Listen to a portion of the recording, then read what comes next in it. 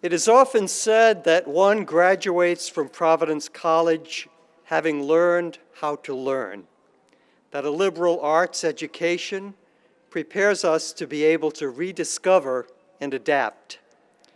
In the case of Adam Benjamin, it helped prepare him for a remarkable career as an innovator and entrepreneur in the technology sector. His timing in many ways was perfect. Mr. Benjamin graduated from PC 20 years ago with a business administration degree at a time when technology and the internet were just beginning to transform our lives. He has started companies, helped established ones modify and modernize critical practices, and advised other entrepreneurs as they work to turn their ideas into businesses. Because of his boundless creativity and his generosity in sharing his insights with others, Mr. Benjamin is having an impact that is far-reaching and important. The trajectory of his career mirrors the increasingly vital connections between technology and practically every aspect of our lives. And it also shows what one can do with vision, with confidence, and with the capacity to continue learning that comes with the Providence College education. No less remarkable is Mr. Benjamin's commitment to his alma mater, its students, and its future. With his wife and PC classmate Meg Howley Benjamin, he provided the funding to establish the Benjamin Family Social Media Fellowship Program, which gives several students each year exceptional opportunities to gain practical social media marketing experiences that expand their perspectives and, in many cases, launch careers. He also provides ongoing mentoring and support as an essential member of the School of Business Advisory Council. We are grateful to Mr. Benjamin for his commitment and support and for the example he provides to our students and all who care about Providence College. Please join me in welcoming this evening's commencement speaker, Adam Benjamin.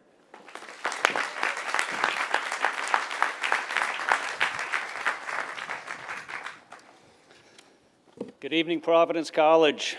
Thank you, Father Sicard, for that very nice introduction, and congratulations again on your new appointment here at the school. I know we're all looking forward to the coming years to see your leadership shine. And to you, the graduates, I'd like to offer my sincere congratulations and gratitude for having me here. I have an entire speech here, but I'm going to pause for a second and say sitting up here was extremely humbling. Watching you all walk across, there were tears, there were smiles. For those in the back, every single person had a smile on their face, and that's fantastic. That's what today's about. Be very proud of what you've accomplished. So I know I'm speaking to a group of graduates that run the gamut of life experiences. Some of you are just a year or two removed from a traditional undergraduate experience, while others have been working, contributing to communities, raising families, building businesses, and perhaps a few of you, you can't see it, have the same color hair that I have, which is slightly white these days. You recognize that key to your life is education, and that's why you're here today. You've made the sacrifices necessary, especially this year. I appreciate and respect each and every one of you, and again, sitting up here and watching your faces is extremely humbling. So candidly, through my professional life, I've been more of a presenter and not a speech giver, and although they're both rooted in public speaking, they're actually quite different. If I had a choice right now, I wouldn't be wearing this. I'd be running back and forth along this stage. I'd be giving product demos. I'd make it more interactive. I'd ask a lot of questions. With giving a speech, there has to be a theme. It's fairly scripted, and you need to have a killer opening. So I asked my son, who happens to be a sophomore, rising junior here at Providence, how he would start this speech if he was me. And without hesitation, he said, "Hi, my name is Adam Benjamin, and I graduated Providence College in 1842. So I'm glad to see that Providence continues its long tradition of producing characters. So my wife and I and our incredible friends graduated actually in 1991, so 30 years ago. So we had an amazing time here. The memories are extremely strong, hanging out in Guzman, eating at Ray, going to games. You know, this used to be a baseball field, believe it or not, and I hear you can't even stand on this grass right now, so it's pretty amazing that you're all sitting on it today. You know, the institution has provided for me personally deep knowledge and work ethic, the strongest of memories, the most genuine of friendships, which, by the way, congratulations to some of my friends who happen to be sitting in the stands today watching their children walk across the stage. And again, Providence also introduced me to my wife, who is without question the smarter, kinder, and better looking of the two of us. So with that said, and with your degrees in hand, again, 1991 is how many years? 30 years. 30 years, 3 decades. When I started putting together this speech, my heart started to beat. I'm like, I cannot believe we've been out of school for 30 years. So there's a movie that came out in 1986, and I hope most of you have seen it. It's called Ferris Bueller's Day Off. And if you haven't seen it, you need to watch it this summer. Promise everybody, just do your homework, watch this movie. There's great meaning, it's fun, it holds up today's standards, and you know, there's this one point, and you all probably that have seen it know what I'm going to say, where Ferris is staring at the camera, and he just scammed his parents to stay home for the day, and he has this one line that provides the theme for the movie itself, and that's, life moves pretty fast. If you don't stop and look around once in a while, you could miss it. So I'm going to do 2 things here. First off, when my wife and I got married, we had a friend who said, I'm going to give you one piece of advice. At your wedding, grab each other's hands, go and stand at the back of the reception hall, and just watch what everybody else is doing. Observe and take in that joy and that happiness that's happening just for those split seconds where you're alone together. And we did that, and we still to this day recall those few seconds. So I'm going to ask each of you to just look around for a minute. Focus in on one thing, not me, please. Each other, a friend, a family member in the back, faculty, this beautiful sky, the moon above. Take it in, use that as the memory of today, and recall your accomplishments that you've achieved. Now I'm going to do a second thing, and I'm going to stop, and I'm going to look around. I'm going to talk about what has happened in the last 30 years since I've left Providence. Because 30 years might sound like a long time, but in fact it's not. Life does actually move fast. So to make this a little bit more relevant, I'm going to give you my how it started and how it's going meme and the breakdown of the 30 years. So the internet, let's start there. It's not that we had bad internet connectivity in Guzman. We had no internet. We had no World Wide Web. In fact, I think I might have been one of the only kids on campus that had a computer and what was called a dot matrix printer, which is a printer basically the size of a Tesla, okay? When you look around now, I mean, our life is run by the internet. So imagine having, days without it. On the media side, specifically with music, it all started with audio cassettes. We spent literally hundreds of dollars buying music, spending hours, hand curating these incredible playlists and party lists. Now that moved obviously to CDs, it moved to portable players, it moved to downloads, and if you look at where we are today, we have Spotify, we have Pandora, we have tons of different streaming services, all at the click of a button and for a fraction of the cost.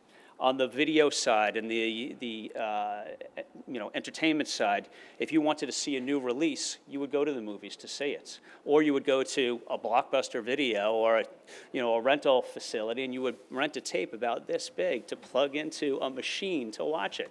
And obviously now we have YouTube, we've got Netflix, we have Amazon, all at the click of a button, and we can watch it anytime, anywhere. Transportation. This is probably one of the scariest ones. Maps. We used to drive around with physical maps on our laps, okay? And you could barely see over the map. So you might have been navigating the back roads of Cape Cod in the pitch black or wherever you were venturing to. Thankfully, that moved to GPS, and now today we have Waze and Google Maps on our phones, on every device, or built into our car. And also, if we needed to get around town, if mom and dad couldn't drive us or we couldn't drive ourselves, we were taking a taxi or we were walking. Now you've got Uber and Lyft, again, at the click of a button.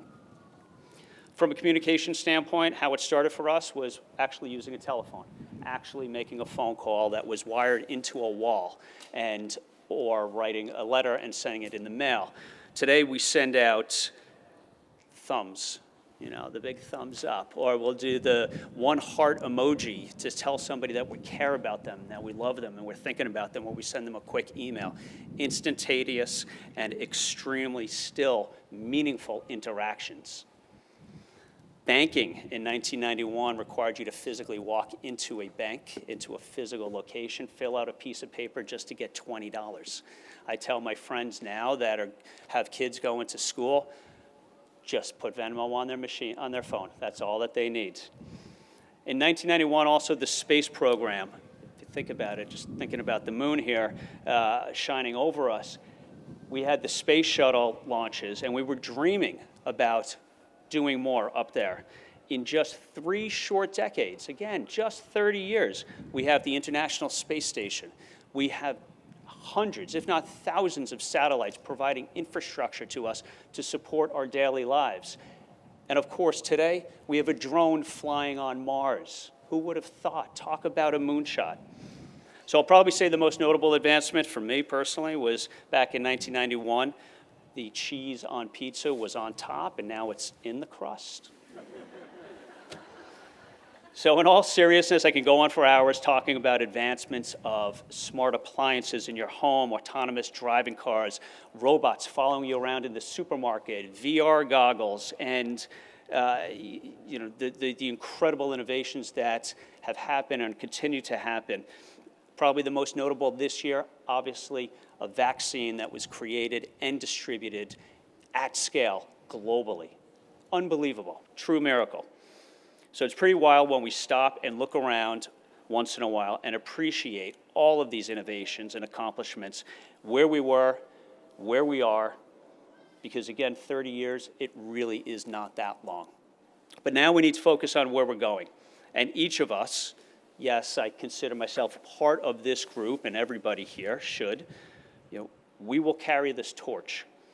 What I just went through, of course, are industry-changing ideas, and in some cases, life-changing ideas.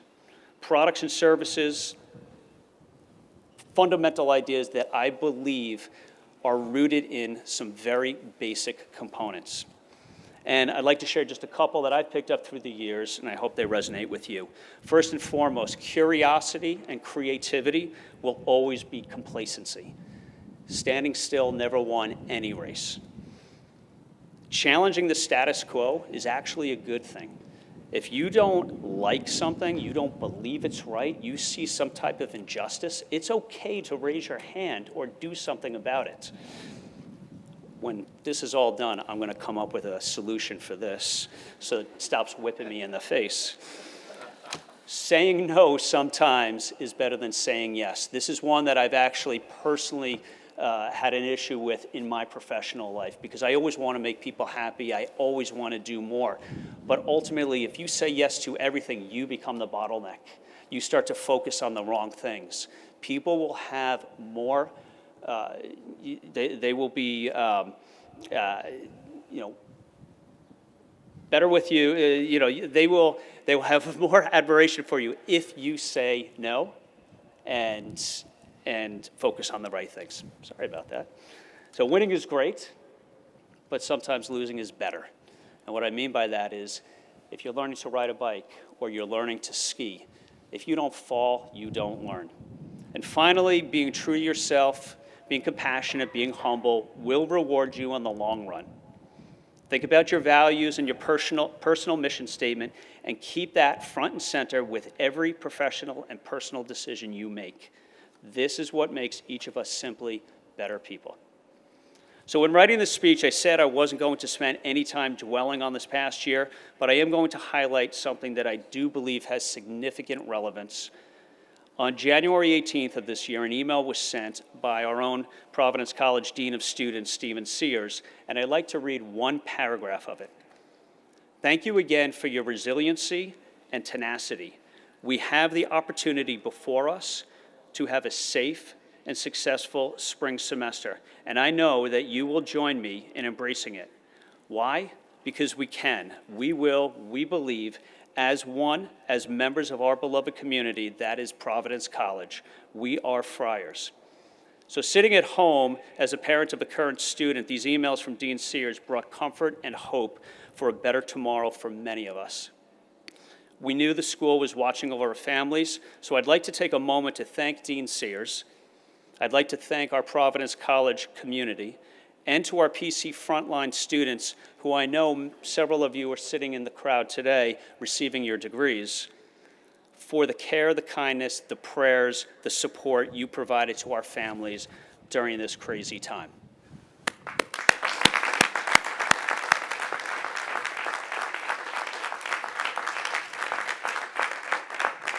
But what I took out of that email from Dean Sears was actually much more from me personally. And candidly, I think this is the Friar spirit through and through. It's a message of hope. And here's what I read. We have many opportunities before us, and I know that you will join me in embracing them. Why? Because we can, we will, we believe, as one, as members of our beloved community that is Providence College. We are Friars. I'm not going to be the one to tell you that it's hard out there. We all know that it is. It always has been. But I am going to be the one to tell you that there are tons of opportunities that just need the right people. And if you can't find the right opportunity, then go out and make your own. I'm sure one of you will be standing here where I am today addressing the class of 2051, reflecting on the advancements, accomplishments, and the miracles of the past 30 years. And I know our Friar family will be right in the middle of those incredible changes and innovations. And when you're asked why you're challenging the status quo or doing something big, something meaningful, I hope you all say, because when I was at Providence College, I was told we can. Congratulations again, class of 2021, and go Friars.